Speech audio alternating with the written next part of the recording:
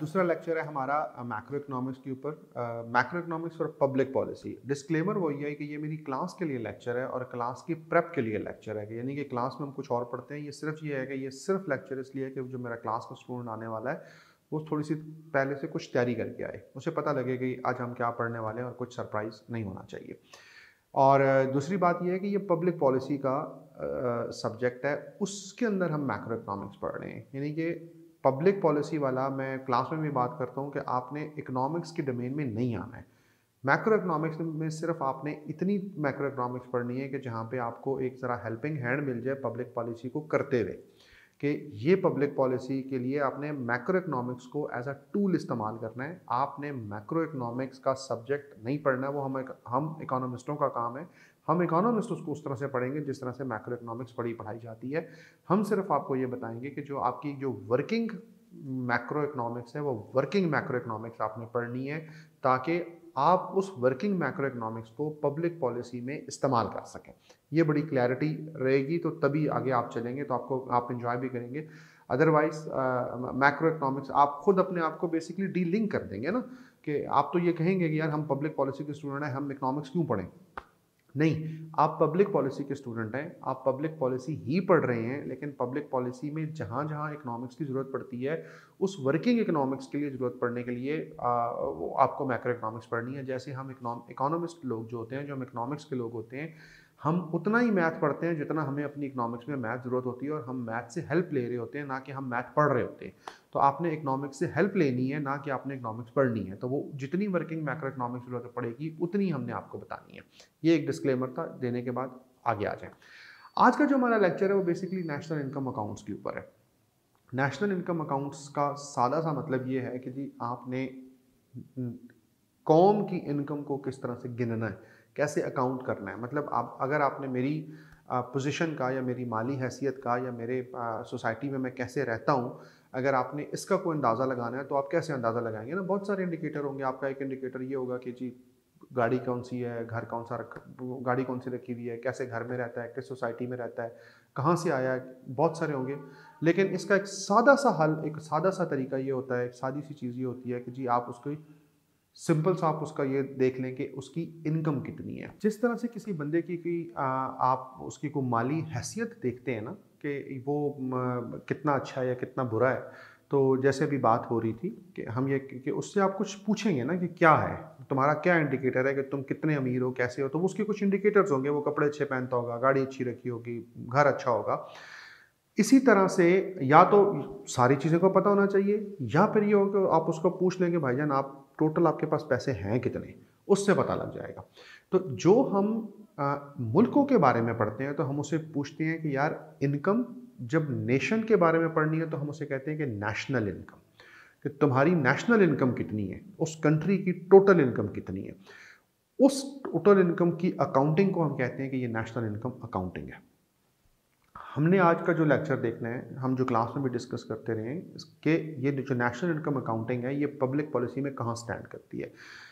अब ये हमने जो पिछली क्लास में पढ़ा था, ये हमने कहा था कि नेशनल इनकम अकाउंटिंग 1930 के बाद स्टार्ट हुई थी। नेशनल इनकम अकाउंटिंग, इसमें थोड़ा सा करेक्शन ये कर लें कि नेशनल इनकम अकाउंटिंग का जो करंट वाला फ्रेमवर्क है, जो हम आज इस्तेमाल करते हैं, यानी कि ये जो हम लफ्ज़ इस्तेमाल करते हैं ना, gross domestic product, gross national income और नेट नेशनल इनकम और नेशनल इनकम, जिस तरह से हम बनाते हैं ये वाला जो प्रोडक्ट है, ये 1920-1930 के बाद आना शुरू हुआ था। इससे पहले तो किसी न किसी तरीके से मुल्कों की इकॉनमी को या मुल्कों की इनकम को मापा जा सकता था ना। वो आपको याद होगा, हम कहते होते थे जी कारून के ख़जाने। तो कारून का ख़जाना बेसिकली एक इंडिकेटर था कि यार कि वो इकॉनमी अमीर थी कि इकॉनमी गरीब थी। या मतलब हम फ़ैरोज़ के बारे में पढ़ते थे कि यार कि उन्होंने इतने इतने वो दौलत इकट्ठी की हुई थी। तो वो एक इंडिकेटर किसी न किसी तरीके से किसी न किसी जगह पे मुल्कों के बारे में पता होता था कि वो मुल्क अमीर है या वो मुल्क गरीब है। लेकिन आजकल हम जो पढ़ रहे हैं, जो नेशनल इनकम अकाउंटिंग हम बात कर रहे हैं, ये वाला फ्रेमवर्क 1920-1930 के बाद आना शुरू हुआ था। 1920 लफ्ज़ इसलिए कह रहा हूँ कि एक इदारा था, national bureau of economic research, जिसे हम NBR के नाम से जानते हैं। 3 लोग इसमें शामिल थे, 3 एंटिटीज इसमें शामिल थी। इसमें एकेडमिशियन शामिल थे, इसमें प्राइवेट सेक्टर शामिल था, इसमें गवर्नमेंट सेक्टर शामिल था। इन लोग, प्राइवेट सेक्टर ने इसको फंड किया था, एकेडमिशियन ने इसको बनाने में मदद दी थी। तो उन्होंने बेसिकली ये शुरू किया था कि हमारे पास इकॉनमी के मोटे मोटे इंडिकेटर्स होने चाहिए। नेशनल इनकम अकाउंटिंग की जब बात करते हैं तो उसमें 3-4 बड़ी चीज़ें होती हैं। एक होता है आपकी ग्रॉस डोमेस्टिक प्रोडक्ट, एक होता है आपकी ग्रॉस नेशनल प्रोडक्ट, और उसी की आगे फैमिली की 2-4 चीज़ें होती हैं कि डिस्पोजेबल इनकम क्या होती है और नेट नेशनल इनकम क्या होती है। तो उसको हम ना बार बार देखते हैं। जो सबसे मोटा इंडिकेटर इस्तेमाल होता है, जो सबसे बड़ा इंडिकेटर इस्तेमाल होता है, वो होता है gross domestic product. Gross domestic product को उर्फ़ आम में कहते हैं जीडीपी। आप जब भी किसी की बात बहस सुनेंगे वो होगा जीडीपी। जीडीपी है क्या? जीडीपी ये है कि एक मुल्क के अंदर जितनी चीज़ें पैदा हो रही हैं, ग्रॉस डोमेस्टिक प्रोडक्ट, एक मुल्क के अंदर जितनी चीज़ें पैदा हो रही हैं, अगर आप उनको जमा कर लेते हैं तो उसे आप कहते हैं कि ये इस मुल्क की ग्रॉस डोमेस्टिक प्रोडक्ट है। मिसाल के तौर पे एक मुल्क है, उसके अंदर एक मोबाइल फ़ोन पैदा हो रहे हैं, उसके अंदर अगर लैपटॉप्स पैदा हो रहे हैं, कैमरे की लाइट्स पैदा हो रही हैं, कैमरा पैदा हो रहा है, गंदम पैदा हो रही है, एग्रीकल्चर पैदा हो रहा है, मोटरसाइकिल पैदा हो रहे हैं, तो अगर हम इन सबको जमा कर लें तो इसको कहते हैं कि ये इस मुल्क की टोटल प्रोडक्ट है। प्रॉब्लम कहाँ पे आती है? प्रॉब्लम ये आती है कि कैमरे को लाइट के साथ जमा नहीं किया जा सकता, कैमरे को मोबाइल के साथ जमा नहीं किया जा सकता। कैमरा एक अलग चीज़ है, मोबाइल एक अलग चीज़ है। तो फिर हम क्या करते हैं? हम ये करते हैं कि हम उसका मार्केट वैल्यू ले लेते हैं। हम क्या करते हैं कि हम ये देख कहते हैं कि कोई एक हम बना लेंगे, एक मयार बना लेंगे कि हमने इसको जमा किस तरह से करना है। तो हम इन सबको एक यूनिट में कन्वर्ट कर लेंगे। तो एक यूनिट में कन्वर्ट करने का तरीकाकार ये है कि आप उसको मार्केट में लेके जाएं। मार्केट में वो जितने का बेचने वाला बेचता है और ख़रीदने वाला ख़रीदता है, वो उस चीज़ की एक मार्केट वैल्यू डिटरमिन हो जाती है कि यार ये इसकी मार्केट वैल्यू है कि कैमरा जो है ना फॉर एग्जांपल लाख रुपए का है, या मोबाइल है वो फॉर एग्जांपल 40-50 हज़ार रुपए का, तो वो उसकी market value. Demand and supply आप माइक्रो इकोनॉमिक्स में पिछले सेमेस्टर में आप पढ़ के आए हैं, आपको अंदाज़ा होगा।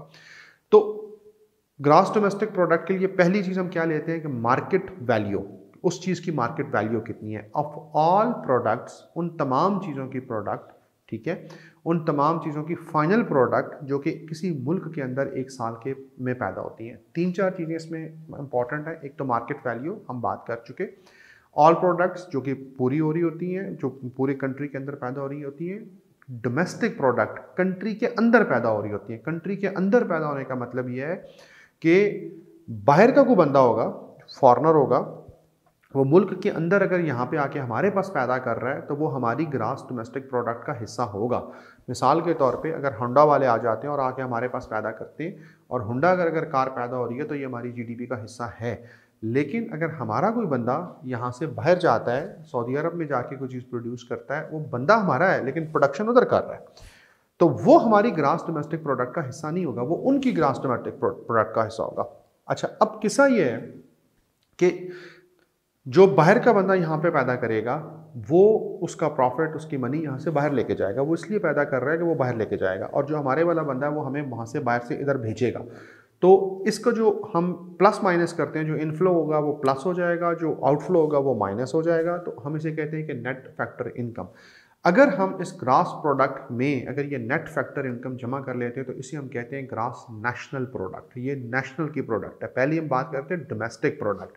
डोमेस्टिक प्रोडक्ट का मतलब है कि मुल्क की जो जोग्राफियाई बाउंड्री है, उस जोग्राफियाई बाउंड्री के अंदर क्या पैदा होता है। दूसरे से हम ये कह रहे हैं कि मुल्क के जो तमाम रिसोर्सेज हैं, उन बंदों को मिला के, जो बंदे हमने बाहर भेजे हुए हैं उनको मिला के उस समेत क्या प्रोडक्ट है। और चूंकि वो जो अमेरिका वाला यहाँ पे आके काम कर रहा है, वो अपनी प्रोडक्ट वो अमेरिका की जीएनपी में शामिल होगा, और हमारे वाला वो वाला शामिल होगा कि जो हमारा बंदा होगा और बाहर से पैदा करके यहाँ पे भेज रहा होगा। अब यहाँ पे सवाल एक ये है कि चूंकि ये मुल्कों में ये जो नेट फैक्टर इनकम है, ये कोई बहुत बड़ा मैग्नीट्यूड होता नहीं है। मतलब ये टोटल का ना, मतलब कोई जो डिफरेंस आएगा जीडीपी और जीडीपी में, एक रफ सा एस्टिमेट लगा लें क्योंकि 2-3% का फ़र्क ही पड़ता है, इससे ज़्यादा का फ़र्क पड़ता नहीं है। मतलब क्योंकि ये 20% का 50% का फ़र्क नहीं पड़ता। तो इसलिए हम अमूमन जो है हमारे लिए जो अच्छा इंडिकेटर होता है, तो हम ये अच्छा इंडिकेटर इसलिए होता है कि वो चूँकि आपके कंट्री के अंदर की प्रोडक्शन को शो कर रहा होता है, वो आपकी कंट्री के अंदर एम्प्लॉयमेंट जनरेट कर रहा होता है, तो हम ग्रॉस डोमेस्टिक प्रोडक्ट को एक अच्छा इंडिकेटर समझते हैं। ग्रॉस नेशनल प्रोडक्ट आपकी पूरी नेशनल इकोनॉमी को वो कर रहा होता है, लेकिन जीडीपी एक अच्छा प्रोडक्ट, एक अच्छा वो समझा जाता है। तो मतलब ये हुआ कि जिस वक्त आप नेशनल इनकम अकाउंटिंग को पढ़ रहे होते हैं, तो उस वक्त आपको जो सबसे जो रिपीटेड जो लफ्ज़ मिलेगा वो मिलेगा जी आपने जीडीपी, आपने कौन सी वाली जो आपने जीडीपी ली हुई है कि जीडीपी नहीं ली हुई है। जीडीपी क्या है या ग्रॉस डोमेस्टिक प्रोडक्ट क्या, ये एक बात है। अब यहाँ पे एक बात और समझने वाली है कि ग्रॉस डोमेस्टिक प्रोडक्ट है, प्रोडक्ट मार्केट में जाके बिकी है। जब मार्केट में जाके बिकती है प्रोडक्ट, तो वो किसी का, जब वो प्रोडक्ट वो खरीदने वाले का वो एक्सपेंडिचर होगी और बेचने वाले का रेवेन्यू होगी। यानी कि 3 चीज़ें होगी, प्रोडक्ट, खर्चा और इनकम। इन तीनों चीज़ों को बराबर होना चाहिए। मार्केट में कोई चीज़ जाएगी ना, देखें ना, एक कोई चीज़ पैदा हुई है, वो एक चीज़ पैदा होगी है, वो 100 रुपये की चीज़ आपने पैदा की है, वो मार्केट में गई, वो बिकी 100 रुपये का। जब वो बिकी है तो जो खर्चा करने वाले ने खर्चा किया है तो वो 100 रुपये का किया है, वसूल करने वाले ने वसूल किया तो वो 100 रुपये वसूल किए हैं। तो इसका मतलब ये हुआ कि जो चीज़ प्रोड्यूस हो रही होती है, जो चीज़, और उस प्रोडक्शन के ऊपर जो इनकम, उस प्रोडक्शन से जो आप इनकम कमा रहे होते हैं वो, और उस प्रोडक्शन के ऊपर जो आप खर्चा कर रहे होते हैं वो भी सब बराबर होते हैं। तो इसे हम आसान ज़बान में कहते हैं कि ये हमारी इकॉनमी का सर्कुलर फ्लो है, कि आपकी जो जीडीपी के ऊपर एक्सपेंडिचर साइड है वो, इनकम साइड की जीडीपी वो, और प्रोडक्शन वाली साइड की जीडीपी वो, ये तीनों की तीनों आपस में बराबर होंगी। यानी कि आप एक्सपेंडिचर से अगर मैयर कर लें तब भी आपकी जीडीपी उतनी आनी चाहिए, आप इनकम साइड से मैयर कर लें तब भी आपकी जीडीपी आनी चाहिए, आप प्रोडक्शन साइड से मैयर कर लें तब भी आपकी उतनी आनी चाहिए। अमूमन जो मोटी मोटी बात करनी है कि मतलब जो एक्सपेंडिचर है वो क्या होंगे, हाउस होल्ड के एक्सपेंडिचर होंगे, वो गवर्नमेंट के एक्सपेंडिचर हो सकते हैं, वो इन्वेस्टर का एक्सपेंडिचर हो सकता है, या वो एक्सपोर्ट और इंपोर्ट का इनकम और एक्सपेंडिचर हो सकता है। तो हम आम ज़बान में कहते हैं कि हमारी जो जीडीपी है, जो एक्सपेंडिचर साइड की जीडीपी है, एक्सपेंडिचर साइड की GDP is equal to expenditure on consumption, expenditure on investment, expenditure on government sector, और एक्सपेंडिचर ऑन वो वाले एक्सपोर्ट और इम्पोर्ट वाले। यानी कि थोड़ा सा अगर हम इसको मज़ीद टेक्निकल करें तो हम ये कहते हैं कि हमारी जो जीडीपी है वो है Y is equal to C plus I plus G. Y mean GDP, और C is consumption expenditure, I is investment expenditure, G is government expenditure, और हमारा जो अगर GNP बीच में डालनी है तो वो X माइनस M वाला पोर्शन डाल लें तो वो हमारा GNP बन जाता है। अमूमन हम जो बात करते हैं वो Y is equal to C plus I plus G के ऊपर करते हैं।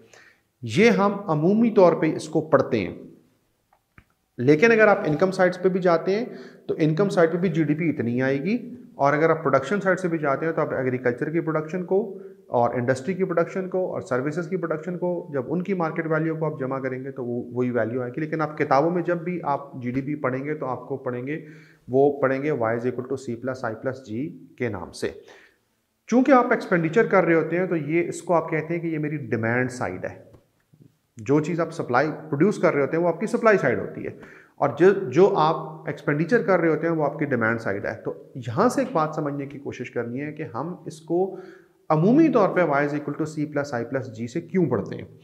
वो इसलिए पढ़ते हैं कि वो मैंने पिछली क्लास में भी हमने बात की थी, या पिछले एपिसोड में भी हमने ये बात की थी कि जो चीज़ जिस चीज़ से निकलती है, जो चीज़ जिस चीज़ का माखज़ होती है वहाँ से पढ़ी जाती है। अगर आपको याद हो तो केन्स ने यह कहा था कि बल्कि केन्स से भी थोड़ा सा पीछे चले जाएं, उसमें हमने ये कहा था कि देखें, जो क्लासिकल वो कहते थे कि supply creates its own demand, कि आप सप्लाई कर दें डिमांड हो जाएगी। वो जब डिमांड नहीं हुई तो ग्रेट डिप्रेशन आया ना, तो उसके बाद केन्स ने कहा था कि यार ये जो कोलैप्स हुआ है, ये ग्रेट डिप्रेशन आया, ये इसलिए आया है कि आपकी इफेक्टिव डिमांड तबाह हो गई है, आपकी इफेक्टिव डिमांड ख़राब हो गई है। तो उसके बाद से जितनी भी पॉलिसीज़ बनती हैं, जो भी पॉलिसीज़ बनती हैं, अमूमी तौर पे वो जो शॉर्ट टर्म मैक्रो इकोनॉमिक्स की पॉलिसी बनती हैं वो डिमांड साइड से बनती हैं, Y is equal to C plus I plus G, right. ये डिमांड साइड है आपकी। आप इंटरेस्ट रेट की कोई पॉलिसी लेके आते हैं तो आप आई को ठीक या वो ख़राब कर रहे होते हैं, या आप सी को ख़राब या ठीक कर रहे होते हैं, या आप जी को ख़राब या ठीक कर रहे होते हैं। अगर आप टैक्स साइड से कोई लेके आते हैं तो वो भी आप डिमांड साइड को मैनेज करने के लिए कोई चीज़ लेके आते हैं।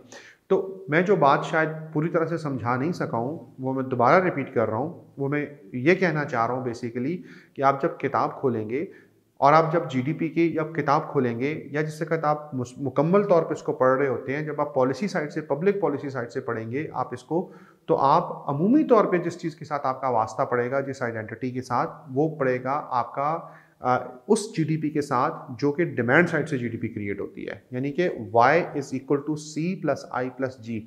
अब सवाल ये है कि ये डिमांड साइड से ही क्यों? वो इसलिए कि हमारी जो मैक्रो इकोनॉमिक्स है, जो हमारी जो मॉडर्न मैक्रो इकोनॉमिक्स है, जो पिछले 100 साल वाली मैक्रो इकोनॉमिक्स है, इसका अमूमी जो झगड़ा रहा है वो डिमांड साइड से ही रहा है। आपने पब्लिक पॉलिसी वालों ने ये डिसाइड करना होता है कि हमने क्या सी को बढ़ा के जीडीपी को बढ़ाना है, या आई को बढ़ा के हमने जीडीपी को बढ़ाना है, या हमने गवर्नमेंट एक्सपेंडिचर को बढ़ा के जीडीपी को बढ़ाना है।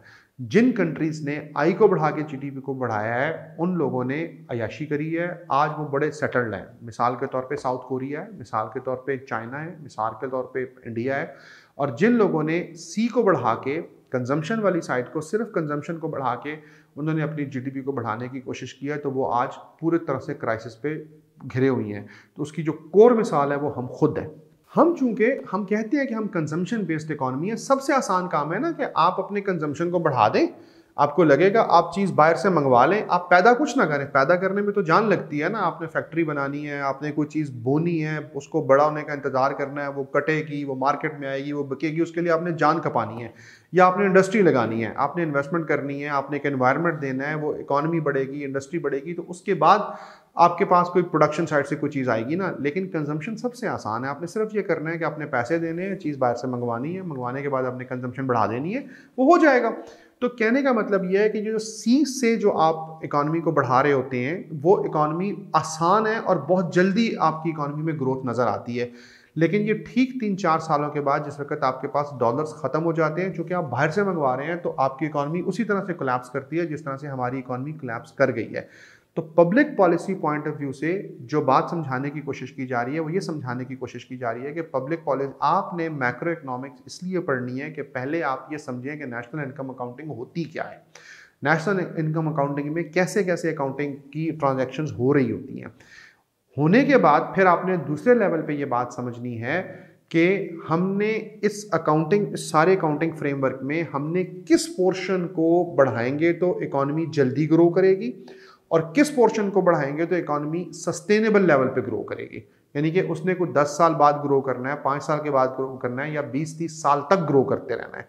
या आप अगर हिस्ट्री पढ़ना चाहते हैं तो आप कम से कम आपको ये पता हो कि आप उस किसी पॉलिसी पे क्रिटिसाइज करना चाह रहे हैं, किसी पॉलिसी को अप्रिशिएट करना चाह रहे हैं, तो आपको ये अंदाज़ा हो सके कि पिछली जो पब्लिक पॉलिसी बनी थी तो उसमें किस चीज़ को कहाँ पे हिट किया गया था, या क्या ख़राब किया गया था, या क्या अच्छा किया गया था, उससे ये इकॉनमी ठीक हो सकी है, ये इकॉनमी ख़राब हो सकी है। तो ये सारी बात समझाने का मतलब ये है कि नेशनल मैक्रो इकोनॉमिक्स और नेशनल इनकम अकाउंटिंग, ये स्टार्टिंग पॉइंट ये यहीं से होगा, क्योंकि ये बेसिकली आपका पहला वर्किंग रिलेशनशिप आपको जीडीपी देती है। बहुत सारी चीज़ें होती हैं जीडीपी में, प्रोडक्शन साइड आएगी, रेवेन्यू साइड आएगी, डिमांड साइड आएगी। हम ज़्यादातर पे आप आगे भी जाके देखेंगे तो हम ज़्यादातर पे जो पॉलिसी साइड होती है, पॉलिसी साइड ज़्यादा तौर पे डिमांड साइड को आप हिट करते हैं। आपने देखा होगा अगर मैं, चूँकि मैं अपने स्टूडेंट से मुखातिब हूँ, तो जब कभी भी इंटरेस्ट रेट को बढ़ाया जाता है या इंटरेस्ट रेट को कम किया जाता है मॉनेटरी पॉलिसी के थ्रू, तो वो ये बताया जाता है कि इसमें से आई बढ़ेगा या आई कम होगा, इन्वेस्टमेंट बढ़ेगी या इन्वेस्टमेंट कम होगी, कंजम्पशन बढ़ेगा या कंजम्पशन कम होगा। और अगर टैक्स और रेवेन्यू टैक्सेस को बढ़ाया जाता है तो ये समझाया जाता है कि ये जो गवर्नमेंट का रेवेन्यू, ये गवर्नमेंट का रेवेन्यू बढ़ेगा या गवर्नमेंट का रेवेन्यू कम होगा, या अगर कोई और एक्सपेंडिचर किया जाता है तो उससे गवर्नमेंट का एक्सपेंडिचर बढ़ेगा या कम होगा। तो ये पार्ट हैं सी, आई और जी उस आइडेंटिटी का जो इसको ऊपर नीचे करने में मदद देगा।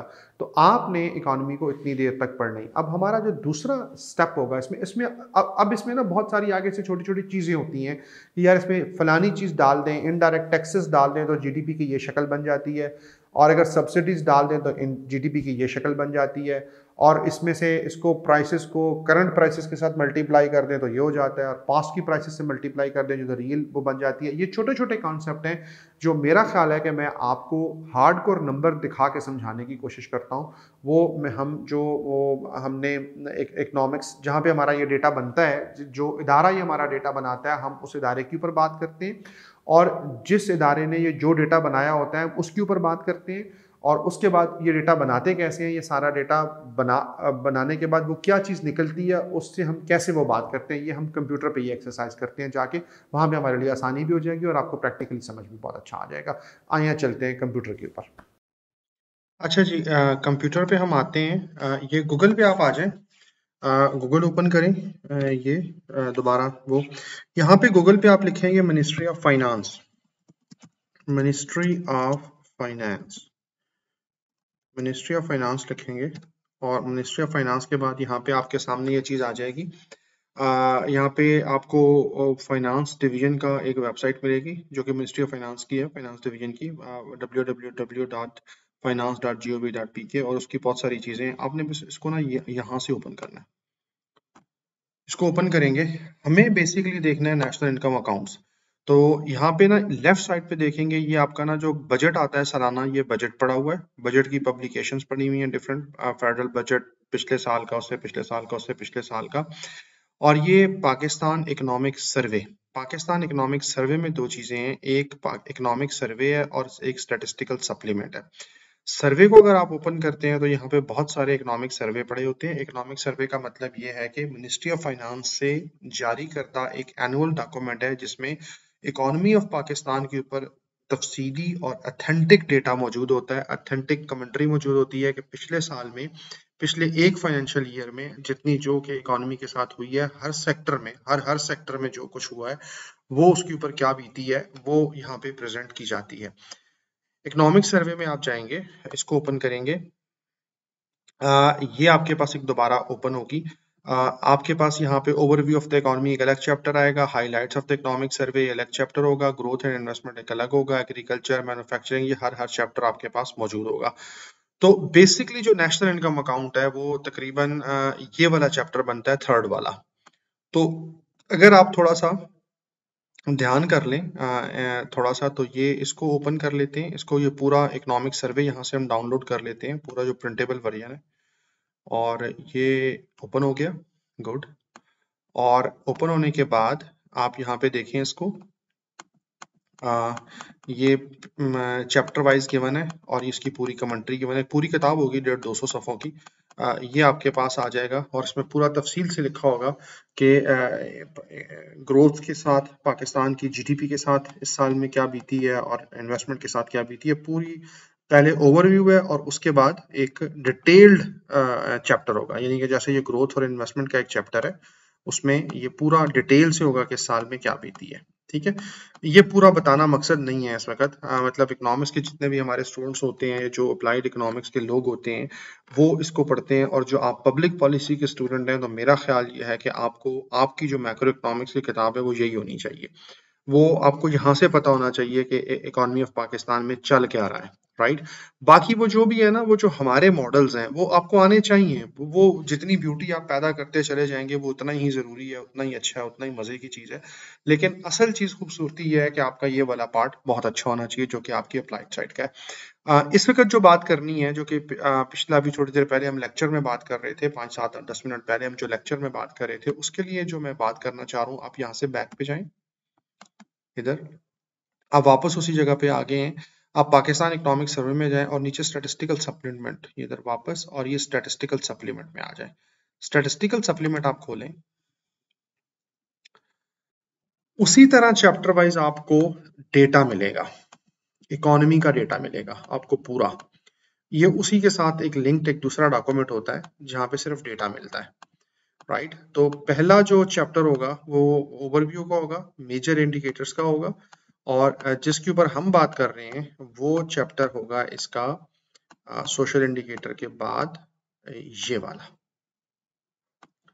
आप ये पढ़ें ऊपर से, यहाँ पे लिखा हुआ है कि G gross national product at constant basic prices, यानी कि ग्रास नेशनल प्रोडक्ट का डेटा है, प्रोडक्ट का डेटा है, प्रोडक्ट का मतलब है कि एग्रीकल्चर का डेटा है रुपयों की टर्म में, एग्रीकल्चर की क्रॉप्स का डेटा है, इंपॉर्टेंट क्रॉप्स का डेटा है, अदर क्रॉप्स का डेटा है, कॉटन का डेटा है, लाइफ स्टॉक का डेटा है, फॉरेस्ट्री का और फिशिंग का, यानी कि जो जो एग्रीकल्चर के साथ रिलेटेड चीजें हैं उसकी प्रोडक्शन का डेटा है, उसकी प्रोडक्शन जो कि मार्केट प्राइस पे जो कि बिकती है, उस इसको थोड़ी सी देर के लिए भूल जाएं, ये कांस्टेंट बेसिक प्राइसेस के ऊपर, इसको, इस बात को थोड़ी सी देर के लिए भूल जाएं, सिंपली ये याद रखेंगे कि ये प्रोडक्शन साइड का डेटा है, ये इंडस्ट्रियल साइड का डेटा है, इंडस्ट्रियल प्रोडक्शन का डेटा है, और ये सर्विसेज का डेटा है। उसके बाद यहाँ पे ये वाला, ये सर्विसेज का डेटा, यानी कि टोटल जो जीडीपी आपकी बनेगी या जीएनपी जो बनेगी वो बनेगी आपकी किससे, एग्रीकल्चर जमा मैन्युफैक्चरिंग और जमा सर्विसेज। ये सारे जब टोटल करते हैं तो ये ए बी सी यानी कि ये पोर्शन आपका ए है एग्रीकल्चर, इंडस्ट्रियल सेक्टर का पोर्शन आपका बी है, ये उसने ए और बी को जमा किया हुआ है, यानी कि जो कमोडिटी प्रोडक्शन है, मैंने जो मैन्युफैक्चरिंग से इंडस्ट्रियल सेक्टर से जो चीज़ पैदा होकर आ रही है उसको वो कमोडिटी कह रहा है, और जो एग्रीकल्चर साइड से जो चीज़ पैदा होकर आ रही है उसको वो कमोडिटी कह रहा है, ठीक है। और ये सी आपकी सर्विसेज सेक्टर है, जैसे कि ट्रेड है, ट्रांसपोर्ट की सर्विसेज आप देते हैं, आप इंफॉर्मेशन एंड कम्युनिकेशन की सर्विसेज देते हैं, आप बैंकिंग की सर्विसेज देते हैं, जो रियल एस्टेट की एक्टिविटीज़ आप कर रहे हैं, जो एजुकेशन की सर्विसेज देते हैं। तो जीडीपी जो टोटल है ये उसको हम कहते हैं कि at basic prices total GDP bracket में लिखा हुआ total of the gross value added at basic A plus B plus C, ये आपकी जीडीपी बन जाती है प्रोडक्शन की बेसिक प्राइसेस के ऊपर। अभी हम डिस्कस करेंगे वो बेसिक प्राइसेस है क्या, ठीक है। इसमें जीडीपी में आप इनडायरेक्ट टैक्सेस प्लस कर दें, और उसके बाद ये देखें, ये जीडीपी आपकी जो ग्रॉस वैल्यू एडेड है प्लस टैक्सेस माइनस सब्सिडी, ये आपके पास एक और नंबर आ जाता है। और उसके बाद आपकी जो नेट प्राइमरी इनकम है, वो जो हमने थोड़ी देर पहले डिस्कस की थी, अगर वो इसमें से प्लस माइनस कर दें और नीचे आके आपके पास जो चीज़ बच जाती है वो आपकी क्या हो जाती है, वो आपकी एक जीएनपी ग्रॉस नेशनल प्रोडक्ट बन जाती है, ठीक है। ये आपकी एक बेसिक चीज़ है। वो जो हम बात कर रहे हैं वो ये बात कर रहे हैं कि ये जो बेसिक प्राइसेस ऑफ 2015-16 का मतलब ये है कि प्राइसेस आपके पास देखें, अभी थोड़ी देर पहले हमने जो हम पहले भी बात कर रहे थे कि 2015-16 की प्राइसेस होंगी और 2020-21 की प्रोडक्ट होगी। मिसाल के तौर पे इसकी मिसाल को समझाने के लिए एक सादी सी यहाँ पे एग्जांपल क्रिएट कर लेते हैं ना। ये आप जाएं, एक न्यू शीट खोल लेते हैं ताकि जरा साफ सुथरा सा काम हो। मिसाल के तौर पे मैं ये कह रहा हूँ कि हमारी इस साल जो प्रोडक्शन हुई है, राइट, स्पेलिंग ठीक कर लूँ ना, और ये उसकी प्राइस है, ठीक है। तो अगर हम ये कहेंगे 15 यूनिट बने किसी चीज़ के, ये गुड ए कर लें, गुड बी कर लें, बल्कि आई कर लें इंडस्ट्री, और ये एस कर लें, ये इसके हमने 10 यूनिट्स प्रोड्यूस किए और प्राइस हमारी 10 थी, तो यहाँ से जो जीडीपी कैलकुलेट होके आएगी वो आपकी आएगी this multiply by this equal to, ये जीडीपी जो साइड से आ रही है ये आपकी आ रही है ये वाली 100 यूनिट्स या 100 बिलियन या 100 जो भी है, ठीक है। इंडस्ट्रियल साइड मिसाल के तौर पे आपने 20 यूनिट पैदा किए, राइट, प्राइस उसकी लगी 18 रुपए, तो आपके पास जो जीडीपी बनेगी वो आपकी पास बनेगी ये वाली, ठीक हो गया। सर्विसेज आपकी फॉर एग्जांपल आपने 40 यूनिट पैदा कर लिए, प्राइस आपकी होगी इसमें से मिसाल के तौर पे 18 ही रुपए कर लें ताकि कोई मसला ना रहे। मसला तो खैर पहले भी कोई नहीं है, मुल्क में जीडीपी है ही कोई, ठीक है। तो ये जीडीपी है। अब हम ये कह रहे हैं कि ये है 2015-16 की जीडीपी फॉर एग्जांपल, ठीक है। अच्छा, अब अगला साल आता है, अगला साल आता है आपका 2017-16-17, ठीक है। अब हम ये कह रहे हैं कि प्रोडक्शन उतनी हुई, यहाँ पे ये डाल देना ताकि थोड़ी सी हमारे लिए आसानी हुई। हम ये कह रहे हैं कि प्रोडक्शन तीनों की चेंज नहीं हुई, लेकिन कुछ इन्फ्लेशन की वजह से एग्रीकल्चर की प्राइस हो गई 14 रुपए, ठीक है, और इंडस्ट्री की प्राइस होगी 19 रुपए, मिसाल के तौर पे सर्विसेज की प्राइस होगी 41 रुपए। तो अब हमारे पास जीडीपी क्या बनेगी, ये वाली और ये वाली और इक्वल भी डालना है ना, ये वाली, ठीक हो गया ना, नहीं वो ज्यादा हो गया, हाँ चलने दो। देखिए यहाँ पे आप जाएं तो इस साल हमारी जो जीडीपी थी वो क्या थी, इस साल हमारे पास जीडीपी थी सम, इनको जमा कर लें, और इस साल हमारे पास जीडीपी क्या हुई, सम और ये वाली, ठीक है ना। यानी कि हमारी प्रोडक्शन वो की वही है, प्रोडक्शन भी हमारी वही है इस साल में, और इस साल में प्रोडक्शन हमारी वही है, यानी कि प्रोडक्शन के हिसाब से हमारी जीडीपी नहीं बढ़ी है।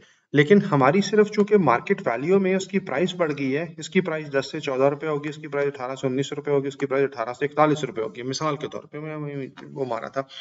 तो हमारी जो प्रोडक्शन है, हमारी जो जीडीपी है, वो 1180 से बढ़ के हमारी जो जीडीपी होगी 2160 रुपए, यानी कि एक्चुअली प्रोडक्शन नहीं बढ़ी है बल्कि इन्फ्लेशन का इम्पैक्ट आया, तो उससे हमारी ओवरऑल जीडीपी इम्पैक्ट होगी। इससे हम कहते हैं कि ये हमारी करंट प्राइसेस है। तो ये करंट प्राइसेस की ये दो जीडीपी जो हैं, अगर हम एक्चुअली देखें तो हमारी जीडीपी की प्रोडक्शन उतनी की उतनी रही है जितनी पिछले साल थी, लेकिन जीडीपी हमारी ज्यादा नजर आ रही है, वो इसलिए कि हमारी प्राइसेस का वो इम्पैक्ट आया है। तो अगर हम ये प्राइसेस का इम्पैक्ट निकालना चाहते हैं तो हमें चाहिए ये कि हम इन प्राइसेस को इग्नोर करें और उन्हीं प्राइसेस से दोबारा मल्टीप्लाई करें। तो फिर क्या होगा कि उन्हीं प्राइसेस से मुराद ये कि 2015-16 में जो प्राइस थी, तो फिर हमारे पास एग्जैक्टली यही नंबर रेप्लिकेट होके आएगा ना। तो इसका मतलब ये होगा कि हमारी जो रियल जीडीपी है, असल में जो जीडीपी बढ़ी है, वो बिल्कुल नहीं बढ़ी है। मिसाल के तौर पे अगर मैं यहाँ पे आ जाता हूँ, 2021-22 का डेटा ले लेता हूँ। 2021-22 का प्रोडक्शन अगर मेरी, मतलब मैं ये कहूँ कि मैं प्राइसेस मैंने यही रखनी है, कॉपी कर लूँ ना इसको, इसको और इसको एक नया टेबल बना लेते हैं। अब मैं प्राइसेस चेंज नहीं करता हूँ, 10, 18 और 18, ठीक है। प्रोडक्शन मेरी मिसाल के तौर पे यहाँ पे 12 हो गई है, यहाँ पे 21 हो गई है और यहाँ पे 45 हो गई है। अगर अब मैं प्राइसेस को इससे मल्टीप्लाई करता हूँ,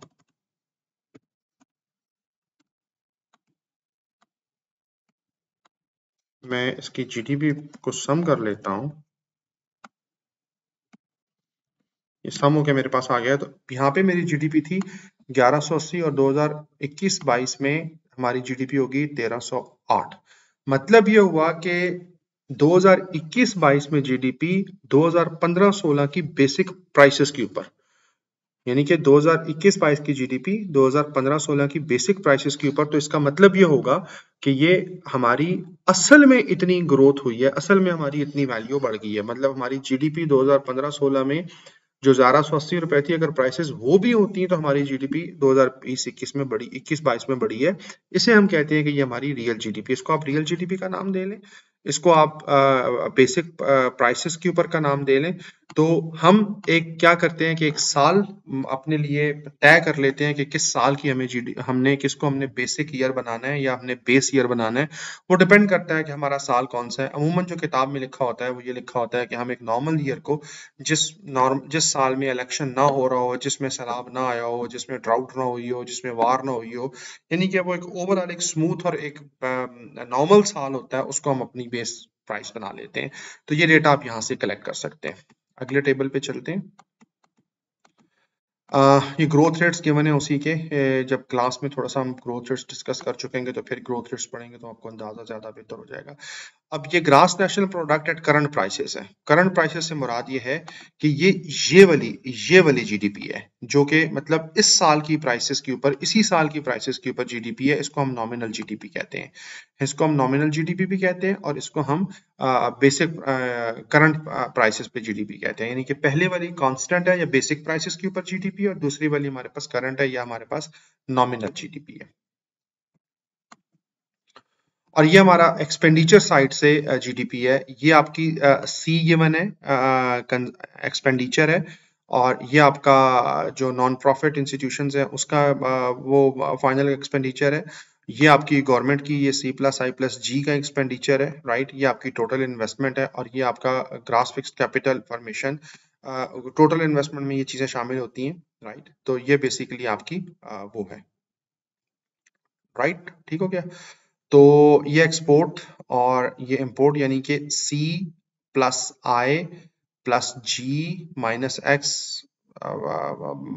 ब्रैकेट में +X-M, हाँ। तो ये आपकी expenditure on GDP at market prices, right. और उसमें अगर आप वो नेट फैक्टर इनकम वो कर दें तो फिर ये जीएनपी आ जाएगा। उसमें से आप टैक्सेस निकाल दें और सब्सिडी निकाल दें, तो जो आपके पास आएगा उसे आप कहते हैं कि ये जीएनपी एट फैक्टर का कॉस्ट है। डिटेल में हमने क्लास में देखा था, ये सिर्फ एक मोटी सारी बात की है, सिर्फ आपके लिए याद रह जाए। तो ये आपके पास अगला जो टेबल आता है वो आपका expenditure on gross national product at current prices और बेसिक प्राइसेस में जो फर्क है वो हम 1 मिनट 2 मिनट पहले बता चुके हैं। ये जो ग्रॉस फिक्स कैपिटल फॉर्मेशन है ये बेसिकली आपकी इन्वेस्टमेंट का डेटा होता है, ये आपके पास यहाँ पे गिवन है। और आपका उसकी बहुत सारी किस्में हैं, कौन कौन सी इन्वेस्टमेंट कहाँ कहाँ पे हो रही है, इसको आप एक नज़र देखेंगे तो आपको अंदाजा हो जाएगा। बाकी हम क्लास में तफसील में पढ़ चुके थे, तो यहाँ पे बताना ज़्यादा मकसद नहीं है। ठीक हो गया जी। यहाँ तक सिर्फ ये बताना था कि ये मोटा मोटा सा डेटा सेट है क्या यहाँ पे। और स्टैटिस्टिकल सप्लीमेंट में पूरी इकोनॉमी का डेटा होता है, लेकिन हम सिर्फ अभी तक सिर्फ नेशनल इनकम अकाउंट्स की बातें कर रहे हैं। ठीक है, ये कंप्लीट हो गया यहाँ तक। और बाकी इससे आगे जब चलेंगे तो उसको मजीद डिटेल में हम इसको पढ़ेंगे। तब तक के लिए अल्लाह हाफिज।